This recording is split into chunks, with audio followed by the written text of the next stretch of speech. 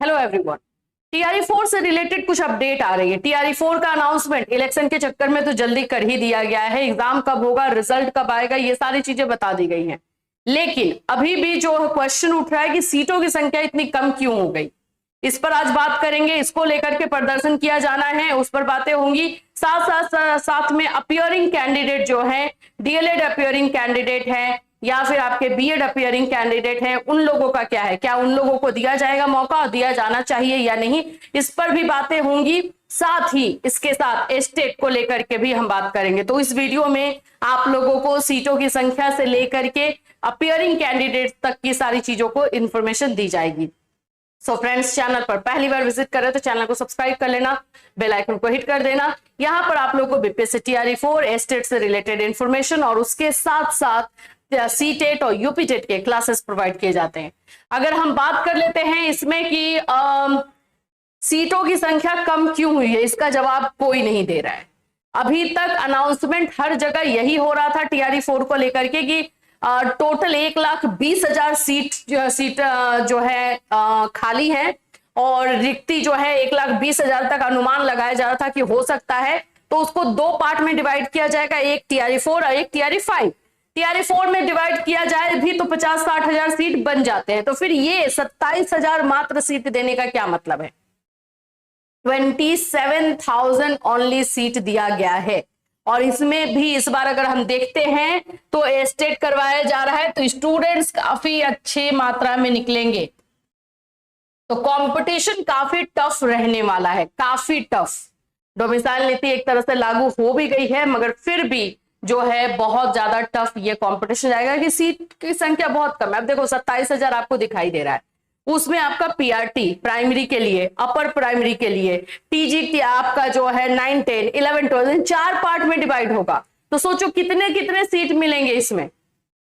तो ये चीजों को लेकर के जो है बच्चे गुस्से में भी हैं और थोड़ा सा कंफ्यूज्ड भी हैं, क्योंकि हम लोग भी कंफ्यूज्ड है कि क्या रियली में 27,000 पर ये टीआरई 4 करवाया जाएगा, जो कि अभी तक नहीं हुआ है। टीआरई 3 देखो, टीआरई 2 देखो, टीआरई 1 देखो, 70-80 हजार के नीचे बात ही नहीं हुई है। तो 27,000 पर क्या हो सकता है? जो भी है, बच्चे इसका जो है शांति प्रदर्शन इसमें करने वाले हैं कि सीटों की संख्या बढ़ाई जानी चाहिए। सरकार खुल करके सामने आकर के बताए कि क्या एक्चुअल 27,000 है या इसमें अभी टीआरई 3 या कोई और जो है जो रिटायर हुए हैं, ट्रांसफर हुए हैं, उनको सीटों की संख्या भी ऐड नहीं किया गया है, वैसा कुछ मामला है तो वो भी सरकार को क्लियर कर देना चाहिए। चलिए, अभी इसको लेकर के 9 सितंबर को 9 सितंबर को जो है बच्चे शांति प्रदर्शन कर रहे हैं और इसमें आप जितने से ज्यादा स्टूडेंट्स पार्टिसिपेट कर पाए उतना ज्यादा अच्छा रहेगा।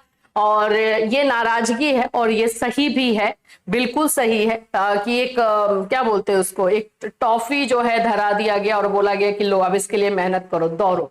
मतलब आपको 50 किलोमीटर 100 किलोमीटर दौड़ाया जाए और मिलेगा एक टॉफी। उसमें भी है कि इतने सारे लोग हैं तो आपको मिलेगा कि नहीं, किसको मिलेगा पता नहीं। तो ये इस चीज के लिए जो है आवाज उठाई जा रही है। यही सारी चीजें इसमें भी दी गई है। मैं थोड़ा सा आपको हाईलाइट इसका बता दूं। शिक्षक अभ्यर्थी ने नाराजगी दर्ज कराई, सीटें बढ़ाने की मांग। शिक्षक अभ्यर्थियों ने खुलकर अपनी नाराजगी दर्ज भी कर दी है, वे सीटें बढ़ाने की मांग करें। बिहार स्टूडेंट्स यूनियन के अध्यक्ष व शिक्षक अभ्यर्थियों के नेता दिलीप कुमार ने प्रेस वार्ता कर कहा कि सीटों में कटौती से बीपीएससी टीआरई 4 के अभ्यर्थी काफी आक्रोशित है। उन्होंने 1,20,000 से अधिक सीटों पर वैकेंसी निकालने की मांग की है। इसको लेकर 9 सितंबर को पटना कॉलेज से महाआंदोलन करने की घोषणा भी की गई है। दिलीप कुमार ने कहा कि कुछ महीने पहले सरकार के विभिन्न माध्यमों से यह बताया गया था कि टीआरई 4 में 1,20,000 सीटों पर वैकेंसी आएगी।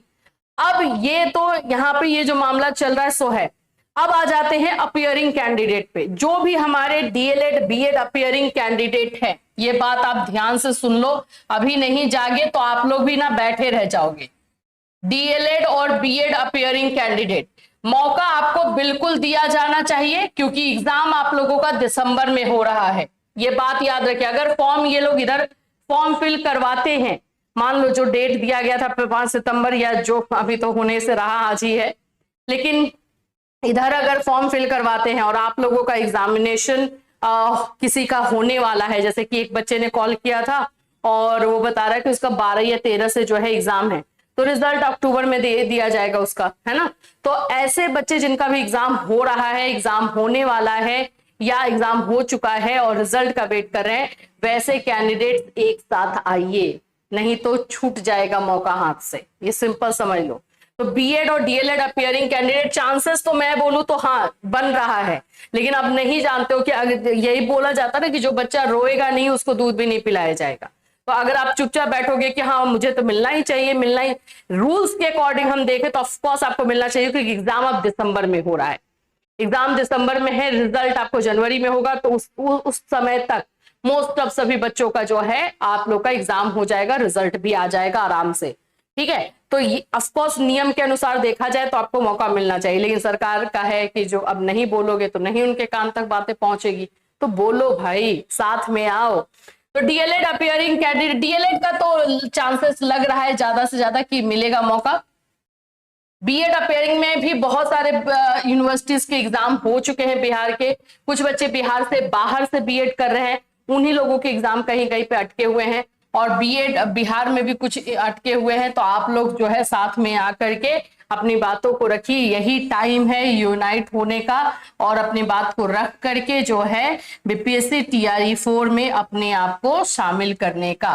और नहीं करते हो तो देखो हमारा काम है बताने का कि ये करोगे तो अभी हो जाएगा, और इसमें तो मौका मिल ही जाना चाहिए, एकदम मिल जाना चाहिए, इसमें कोई डाउट नहीं है, क्योंकि दिसंबर में एग्जाम है तो उसके पहले सब कुछ क्लियर हो जाएगा अगर अपियरिंग को फॉर्म फिल करवा लेते हैं तो, ठीक है। तो अब आप लोग अपना अपना डॉक्यूमेंट्स भी रेडी रखेंगे, डीएलएड का चांसेस ज्यादा है, ठीक है, तो अपने सारे डॉक्यूमेंट्स भी रेडी कर लेना है आप लोग। और बीएड अपियरिंग जिनका थोड़ा सा लेट जाने वाला है एग्जाम, आपको खुद ही पता होगा, तो थोड़ा सा साथ में आइए ताकि अपियरिंग को फॉर्म फिल करवा ले, और उन्हीं बच्चों का अपियरिंग के लिए फॉर्म फिल करवाए, लिख देता है ना नोटिस में कि जिनका एग्जामिनेशन का रिजल्ट जो है आ जाना चाहिए, और मतलब बीपीएससी टीआरई 4 के रिजल्ट से पहले आपका रिजल्ट मिल जाए, आपका डॉक्यूमेंट वेरिफिकेशन के पैसा टाइम में सारा डॉक्यूमेंट हो, ये सब लिख दिया जाता है, तो लिख दे, ताकि वो ऐसा भी होता है ना, सेकेंड ईयर वाले बच्चे सोचेंगे अच्छा हम भी आ जाते हैं, तो जो सेकेंड ईयर में अभी अभी गए हैं उनको तो नहीं मौका मिल पाएगा, वो टीआरई 5 के लिए अपना प्रिपरेशन करेंगे, ठीक है।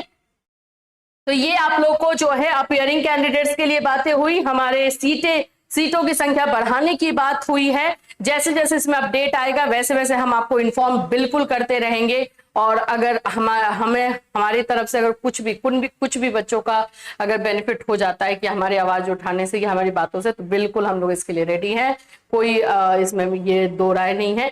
और यहाँ पर अगर सीटों की संख्या बढ़ाई जाती है, 9 सितंबर को इन लोगों ने जो है अपना एक धरना प्रदर्शन, शांति प्रदर्शन करने का किया है, अगर हो जाती है तो ये आप लोगों के लिए बहुत अच्छा रहेगा। और आप लोगों ने ही भाई, आप लोगों ने फाइट करके स्टेट लाया, तो आप लोग कुछ भी कर सकते हो, बस यूनिटी में रहिए तो सब कुछ पॉसिबल है।